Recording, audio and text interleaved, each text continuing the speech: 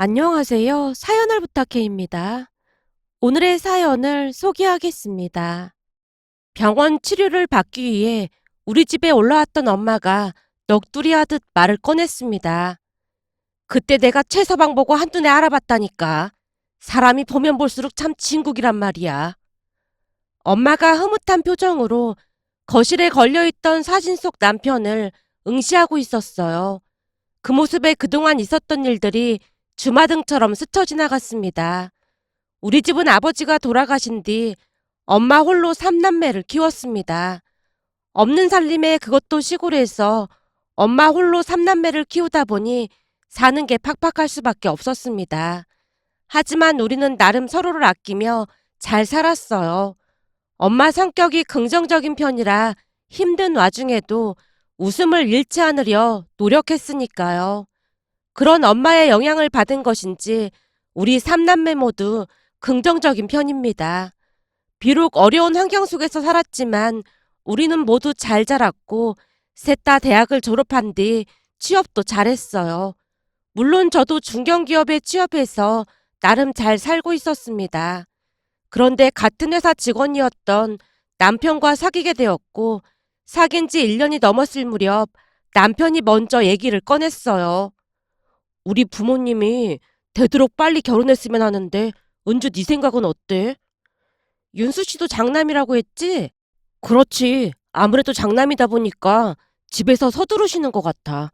은주 너도 장녀인데 집에서 결혼 서두르고 그러진 않아? 우리 엄마는 되도록 늦게 결혼하라고 하셨는걸? 제가 장난스레 말을 꺼냈는데요. 순간 남편 얼굴에 먹구름이 가득해 보였습니다.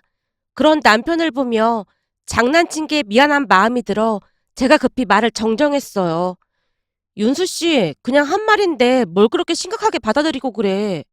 아니, 아무래도 나한테 하자가 좀 있다 보니까 그것도 내내 걱정이 됐는데 아무리 생각해봐도 내가 마음에 안 드실 것 같아서 걱정이 돼서 그렇지. 하자라니, 윤수 씨야말로 무슨 그런 말을 해. 사실 하자라는 말이 틀린 말이 아니긴 하잖아. 라며 남편이 땅이 꺼져라 한숨을 내쉬었습니다. 안타까운 마음이 들어 제가 남편을 위로했어요. 윤수 씨는 내가 긍정적인 사람이라 좋아하게 됐다며. 그렇지. 나와는 다르게 너무 밝고 긍정적이라 한눈에 반했지. 그럼 내 성격이 누굴 닮았겠어? 우리 엄마를 닮았겠지? 우리 엄마도 나처럼 긍정적인 사람이니까 다 이해해 주실 거야. 그러니까 미리부터 그런 걱정하지 마. 제가 자신만만한 표정으로 안심을 시키자 남편의 표정이 다시 밝아져 있었습니다. 알았어. 근데 내 입장에서는 걱정이 안 될 수가 없잖아. 사실 내 비밀을 듣고도 나를 좋다고 해준 건 은주 네가 처음이었거든. 전에 잠깐 썸 타던 사람은 놀라서 기겁을 하고 도망간 사람도 있었거든. 진짜 그랬단 말이야? 그냥 일어나서 바로 가버리더라고. 그때 이후 트라우마까지 생겼는데 은주도 만나서 많이 나아진 거야. 항상 고맙게 생각하고 있어. 사실은 우리 부모님이 그래서 더 결혼을 서두르는 것도 있는 것 같아. 설마 내가 도망가기라도 할까봐 서두른다는 거야? 그런 것도 없잖아 있는 것 같아. 뭐야, 누가 알면 윤수 씨한테 엄청난 문제라도 있는 줄 알겠다. 엄청난 문제가 있는 건 맞긴 하잖아. 라며 남편이 힘없이 고개를 숙였습니다. 잠시 남편의 사연을 이야기해보자면 대학 다닐 때 자취하던 곳과 학교 거리가 애매한 부분이 있어서 자전거를 타고 통학을 했다는데요. 그날은 시험 기간으로 새벽부터 자전거를 타고 학교 도서관으로 가던 중 큰 교통사고가 났다고 했습니다. 넘어지면서 한쪽 팔을 크게 다쳤고 커다란 상처가 생겼다네요. 상처를 보고 상심에 빠져있던 남편을 시어머님이 위로했다는데요. 이렇게 깨어나 준 것만으로도 얼마나 감사한데 얼굴에 상처가 생긴 것도 아니고 팔에 생긴 건데 얼마나 다행이야. 그렇긴 한데 앞으로 다시는 반팔을 못 입겠네. 상처 좀 난 게 뭐가 대수라고 반팔을 못 입긴 왜 못 입어? 상처가 조금 난 게 아니잖아. 이런 팔로 반팔을 어떻게 입겠어. 걱정하지 말어. 엄마가 무슨 일이 있어도 상처 안 보이게 수술해 줄 테니까. 시어머님이 남편을 안심시켰지만 흔적을 완전히 없앨 수는 없었다고 합니다. 상처만 보더라도 꽤 큰 사고였음을 짐작할 수가 있었으니까요. 그 뒤 남편은 단 한 번도 반팔을 입은 적이 없었고 무더위 속에서도 한결같이 긴팔만을 고집했습니다. 그 모습에 사람들이 궁금한 듯 묻기도 했다는데요. 저기 윤수 씨는 왜 항상 긴팔만 입고 다녀요? 안 더워요? 저기 그게 더위를 많이 안 타서요. 그건 아닌 것 같은데요? 지금도 땀을 엄청 흘리고 있잖아요. 혹시 다른 이유가 있는 거 아니에요? 아니요. 그냥 긴팔이 좋아서요. 라며 둘러대기 바빴다네요. 그러던 어느 날은 회사 여직원이 호감이 있다며 먼저 만나자고 했지만 남편이 정중하게 거절을 했다는데요. 그 여직원이 집요하게 따라다녔다고 하네요. 남편이 얼굴도 훈남인데다가 키도 훤칠한 편이었기에 여직원 입장에서는 반할 수 있겠다 싶긴 했습니다. 계속 거절했지만 그럼에도 불구하고 남편에게 최선을 다하는 모습에 남편도 조금씩 마음이 흔들렸다네요. 결국 여직원과 식사 약속을 하고 한 식당에서 만났다는데요. 식사가 끝나자마자 남편이 여직원에게 말을 꺼냈다네요. 저기, 사실은 지금까지 아무한테도 말 안 했는데 그동안 긴팔만 입었던 이유가 있었어요. 아, 그렇잖아도 그게 참 궁금했었는데 대체 왜 긴팔만 입는 거예요? 사실은 예전에 교통사고를 당해서 팔에 상처가 좀 있어요. 라며 남편이 용기를 내서 팔을 보여줬다는데요. 어이없게도 여직원이 뒤도 안 돌아보고 도망을 갔다네요.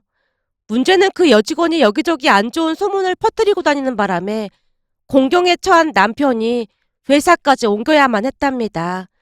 그 충격은 감히 상상할 수도 없는 그런 충격이었고 그 뒤부터 남편은 더욱 철저히 아픔을 숨긴 채 살았다네요. 그러다가 저를 만나서 다시 한번 어렵게 마음을 열었는데 아무렇지도 않은 제 얼굴을 보며 놀랍기도 하고 고맙기도 했다네요. 어느 날은 남편이 진지한 표정으로 물었어요. 근데 내 팔을 보고 진짜 아무렇지도 않았던 거야? 당연히 아무렇지도 않았던 건 아니지. 그럼 무슨 생각이 들었는데? 그게 그냥 많이 아팠겠구나 그런 생각만 들던데? 참 신기하긴 하네. 그게 왜 신기한 건지는 잘 모르겠지만 우리가 인연인 건 확실한 것 같아. 라며 제가 배시시 웃었는데요. 제가 별일 아니라는 듯이 반응을 할 때마다 남편 얼굴이 밝아지곤 했습니다. 그런데 결혼 이야기가 나오기 시작하면서 혹시나 엄마가 결혼을 반대하지는 않을까 걱정이 태산인 듯 해 보였어요. 하지만 엄마가 많이 긍정적인 사람이라는 걸 그 누구보다도 잘 알고 있었기에 크게 걱정을 하진 않았습니다. 얼마 뒤 가족들에게 남편을 인사시킨다고 말했고 엄마뿐만 아니라 동생들도 설레는 마음으로 만남을 기다렸는데요. 어느 날 엄마가 궁금함을 참지 못한 채 전화로 물었습니다. 엄마가 네 카톡에 있는 사진 봤는데 엄청 잘생겼더라. 그럼 엄청 잘생겼지. 완전 엄마 맘에 들 거야. 근데 뭘 좋아하는지 모르겠네. 뭘 좋아하는지 말 좀 해줘봐. 엄마가 한껏 들떠서 묻고 있었는데요. 그런 엄마에게 조심스레 말을 꺼냈어요.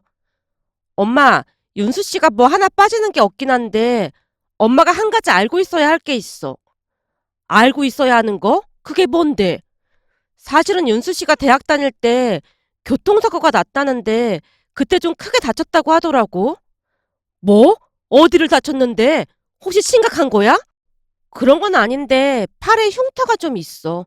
그래서 한여름에도 긴팔만 입고 다녀. 그냥 그 정도로만 알고 있으면 될 것 같아. 라며 제가 간략하게 설명을 했습니다. 그렇게 시간이 지나 남편과 함께 인사를 드리러 갔는데요. 남편의 첫 인상을 보며 마음에 들었던 것인지 엄마가 한박웃음을 짓고 있었어요.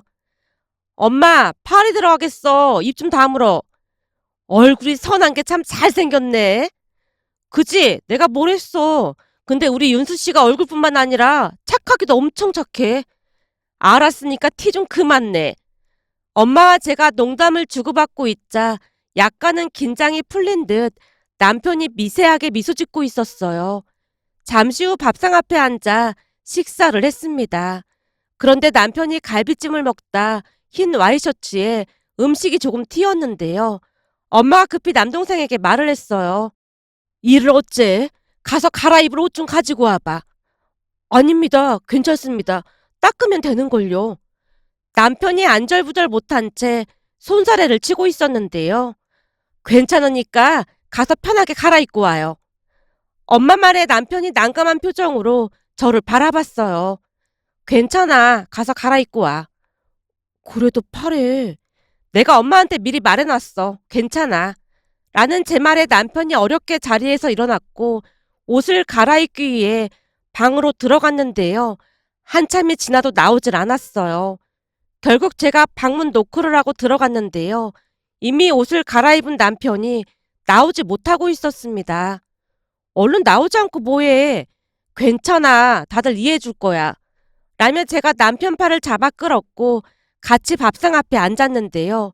남편이 자꾸만 팔을 가리느라 정신이 없어 보였습니다. 그 모습에 엄마가 갑자기 말을 놓더니 남편에게 말했어요. 별것도 아니구만. 뭘 그렇게 신경을 쓰고 그래. 얼굴이 잘생겨서 그 정도는 다 커버가 되니까 신경도 쓰지 마. 우리 딸 주먹코에 비하면 그건 아무것도 아니구만 뭐. 엄마, 거기서 내 주먹코 얘기가 왜 나와? 그리고 내가 수술한다고 하니까 언제는 복코네 뭐네 그러면서 절대 수술하지 말라고 했잖아. 근데 지금 이 상황에 말을 바꾸는 게 어딨어. 그야 그건 네 코가 아빠 코랑 똑같으니까 이래저래 네 아빠 얼굴 보는 것 같기도 하고 그래서 수술 못하게 한 거고. 근데 사실 네 코가 좀 그렇긴 해. 우리 사위 옆에 있으니까 더 못나 보이는 것도 같고. 혹시 결혼 전에 수술한다고 해도 난 그냥 안 말릴게. 엄마 딸을 디스해도 유분수가 있지. 진짜 너무한 거 아니야? 최서방, 자네는 우리 딸이 뭐가 마음에 들었던 건가? 엄마가 고개를 절레절레 흔들며 남편에게 물었는데요. 아, 저한테는 그냥 다 예뻐 보이는걸요. 자네는 참 비위도 좋은 것 같구만. 저게 예쁘다고 하는 거 보니까. 엄마 진짜 이럴 거야? 넌 가만히 좀 있어봐. 근데 말일세, 혹시 자네 집에 인사 갔다가 우리 딸 코 보고 결혼 반대하거나 그런 건 아니겠지? 그건 자네가 잘 설득해야 하네. 네? 그게 무슨 말씀이세요? 그쯤에서 남편의 표정은 뭐라 말로 표현할 수도 없을 정도였는데요. 엄마의 재치 있는 말로 인해 남편 팔의 흉터 따위는 다들 잊고 말았거든요. 생각해보게나 자네처럼 잘생긴 얼굴에 저런 보코를 가진 우리 딸을 데리고 가면 사돈 양반 두 분이 얼마나 충격을 받겠냐 그 말이야. 그러니까 자네가 꼭 좀 잘 설득해야 하네. 이건 내가 그냥 하는 얘기가 아니라 사실은 나도 저 코 때문에 고민이 많아서 어느 날은 간상 보는 사람을 찾아가서 물어보기까지 했는데 그 사람이 하는 말이 비록 생긴 건 저래도 저게 보코라지 뭔가. 근데 지금 보니 그 말이 딱 맞았어. 그러니 자네같이 잘생기고 훤칠한 사윗감을 데리고 왔지. 사실 난 말일세. 우리 딸이 결혼도 못하고 혼자 살면 어쩌나 걱정을 많이 했거든. 엄마, 진짜 이럴 거야? 제가 당황한 채 눈을 흘기고 있었지만 엄마는 그저 싱글벙글한 모습이었습니다. 나중에 손주가 우리 최서방을 닮아야 할 텐데 걱정이구만. 그런데 엄마 말이 끝나자마자 남편이 갑자기 눈물을 흘리고 있었어요. 윤수 씨, 왜 그래? 제가 당황한 채 물었는데요. 순간 남편이 엄마 앞에 무릎까지 꿇고 절을 했습니다. 장모님, 정말 감사합니다. 아니, 뭐 하는 건가? 얼른 일어나게. 나한테 감사할 게 뭐가 있다고 그래. 내가 내내 말하는 소리 못 들었나? 우리 딸 데려가줘서 고맙다고 했잖아. 난 자네가 왜 이러는 건지 도통 모르겠구만. 그러니 얼른 일어나게. 엄마가 남편을 일으켜 세웠고 그 뒤 우리는 화기애애한 분위기 속에서 즐겁게 식사를 했습니다. 그날 서울로 올라오는 차 안에서 남편이 눈시울을 붉히며 말을 꺼냈어요. 오늘 처음으로 내 팔에 있는 흉터가 아무렇지도 않다는 생각이 들었어. 그걸 이제야 알았어? 그때 도망간 그 여자가 이상한 거라고 몇 번이나 말했잖아. 근데 내 코 말이야. 진짜 그렇게 이상한가? 윤수 씨 부모님 뵈러 가기 전에 수술이라도 해야 하는 거 아니야? 제 말에 남편이 웃음을 참지 못한 채 한동안 큰 소리로 웃고 있었습니다. 그 뒤 윤수 씨 부모님을 찾아뵀는데요. 두 분 다 좋은 분들로 제게 고맙다는 말만을 할 뿐이었습니다. 은주 씨 덕분에 우리 윤수가 얼마나 밝아졌는지 몰라요. 정말 고마워요. 라는 말을 몇 번이나 했으니까요. 그 뒤 우리는 일사천리로 상견례까지 하게 됐어요. 장소는 남편이 먼저 알아보고 예약을 했는데요. 음식은 먼저 예약을 하지 않았던지라 어떤 코스로 할지 직원이 물었는데 시아버님이 조용히 말했습니다. 오늘 아주 귀한 분을 모시는 중요한 자리니까 이 집에서 가장 좋은 코스 요리로 잘 준비 좀 해주시겠어요? 시아버님의 말에 엄마 얼굴이 약간 움찔했는데요. 상대방을 배려하는 말투에서 감동을 받은 듯 해 보였습니다. 그런데 그 뒤에도 시아버님 입에서 놀랄만한 말들이 계속해서 새어나왔어요. 제가 이런 부탁을 드려도 될지 모르겠지만 우리 윤수가 장남이다 보니까 결혼식 장소만 양보해 주시면 감사하겠습니다. 그러면 식대랑 차량 대절비 그리고 결혼 재반상 비용까지 저희가 알아서 준비하겠습니다. 아닙니다. 거리가 먼 것도 아니고 그래봤자 1시간 안쪽인걸요. 차량 대절비는 저희가 하고 결혼식장 비용은 반반 하시면 될 것 같습니다. 아이고 아닙니다. 그럼 저희가 너무 죄송할 것 같습니다. 라며 시아버님이 오히려 엄마에게 부탁을 했습니다. 아마도 시아버님은 시댁에 비해 우리 집 형편이 좋지 않다는 것을 알고 그런 식으로 배려를 했던 게 아니었나 싶었습니다. 사실 아버지가 일찍 돌아가셔서 결혼식에 참석할 인원이 얼마 되지도 않았거든요. 그 뒤 시부모님은 약속대로 제일 좋은 버스를 보내주셨고 떡과 음료수 그리고 과일까지 잔뜩 챙겨주셨어요.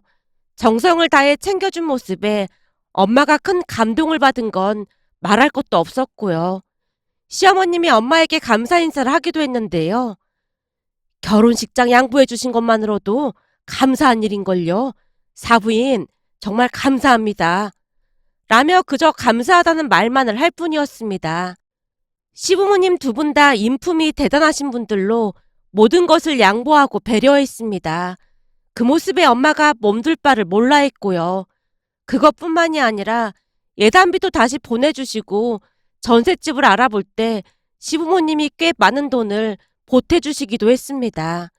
그 뒤에도 시부모님은 많은 것을 배려해 주셨는데요. 첫 명절 며칠 전 시어머님이 전화를 해서 말했어요. 저기 명절에 우린 큰 댁에 가니까 니들은 그냥 내려오지 마라. 네? 그래도 첫 명절인데 내려가 봐야죠. 우리 집에서 차례를 지내는 것도 아닌데 피곤하게 뭐하러 내려와. 아니 그래도 그이가 장남인데 당연히 내려가야죠. 됐어. 어차피 한 달 뒤면 시아버지 생신이니까 그때나 내려오던지. 그 뭐냐?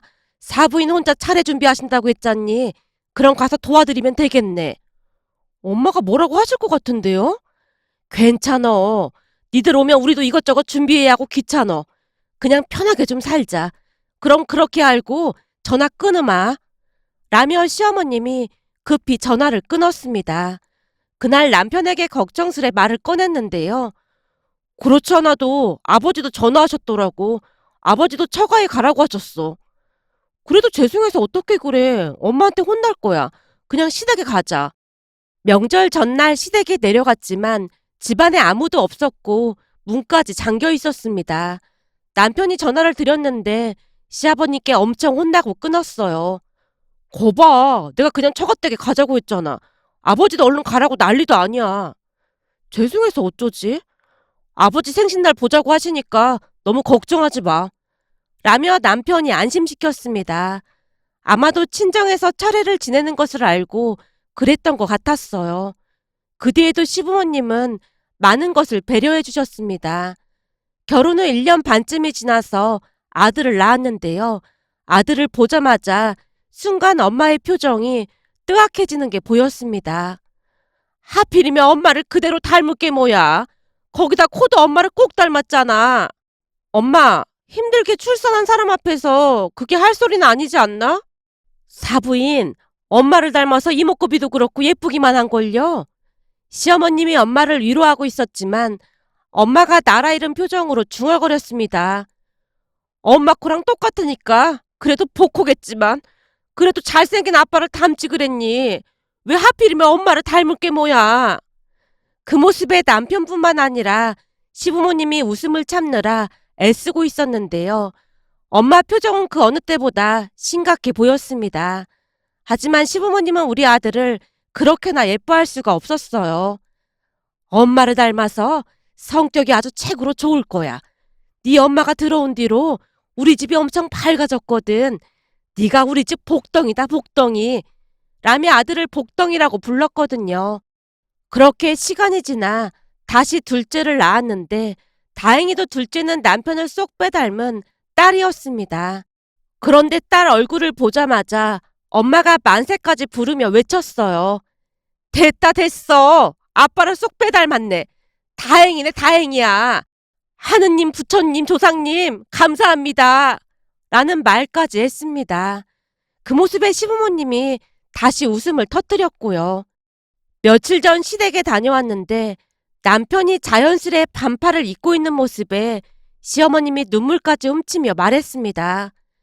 사부인이랑 네 덕분에 우리 아들이 딴 사람이 됐잖니. 친척들이 같은 사람이 맞냐고 물어볼 정도야. 어쩜 인상 자체가 변했다니까. 라며 감탄까지 했습니다. 지금 우리 가족은 그 누구보다도 행복하게 잘 살고 있는데요. 항상 부족한 저를 칭찬해 주시는 시부모님을 보며 감사한 마음이 들어 이렇게 글 남겨봅니다. 오늘의 사연은 여기까지였습니다. 즐겁게 보셨다면 구독, 좋아요 부탁드립니다. 고맙습니다.